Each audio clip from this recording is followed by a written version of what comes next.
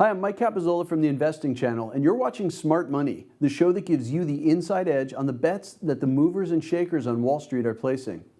It's been another busy week of insider trading as wider markets try to reconcile their concerns about inflation and higher interest rates with those around a possible third wave of COVID-19 cases. One feature that stands out in recent insider trading is that there have been almost twice as many sellers as buyers over the last month, and that sellers have withdrawn nearly 3 times as much money as the buyers have been investing. Movers and shakers and those in the know have been taking their money off the table, it seems. That selling may be motivated by markets that have been struggling to make fresh gains. The Russell 2000 index is down minus 4.25% over the last month, and the S&P 500 is up by just 0.94% in that time. Let's remember, though, that the S&P 500 made gains of more than 56% in the last 52 weeks, with the Russell 2000 gaining as much as 90% during that period. And as the old market saying has it, no one ever went bust taking a profit. But if the smart money is cashing in some of its chips, then maybe we should be too. A company that's come up in our analysis of recent insider trading is MediaAlpha. The company is based in Seattle and, like many businesses there, is part of the digital economy.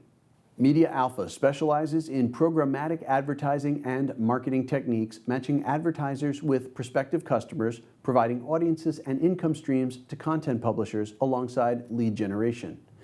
MediaAlpha provides these services to corporate customers in health, life, and property insurance, as well as in travel, education, and personal finance. The company, which is listed on the NYSE, has a market cap of just over $2.3 billion and sales that run to hundreds of millions of dollars per annum. MediaAlpha IPO'd in late October 2020 at $19 a share, and the stock jumped as much as 68% on its debut.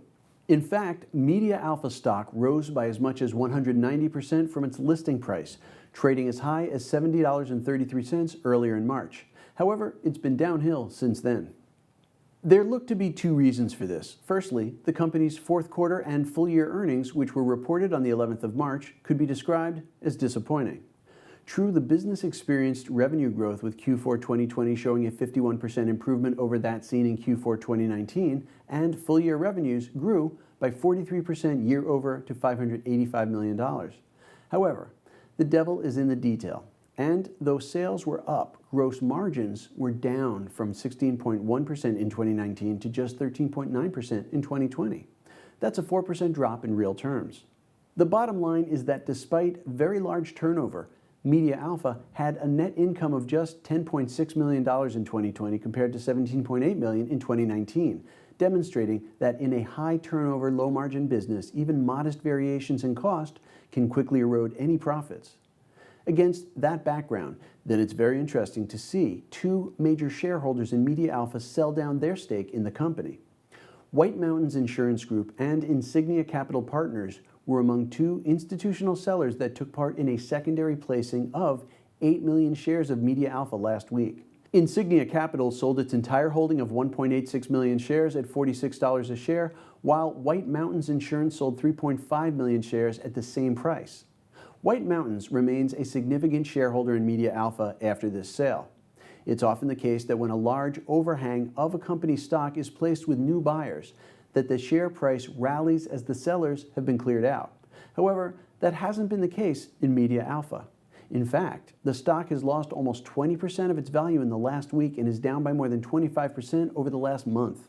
Wall Street analysts have a target price for the stock of $50.17, and there are 3 buy and 4 hold recommendations among the 7 brokers who research the company. However, it looks to us as if Wall Street is out of step with the fundamentals of the business, and the share price reaction to both earnings and recent insider selling trends to bear that out.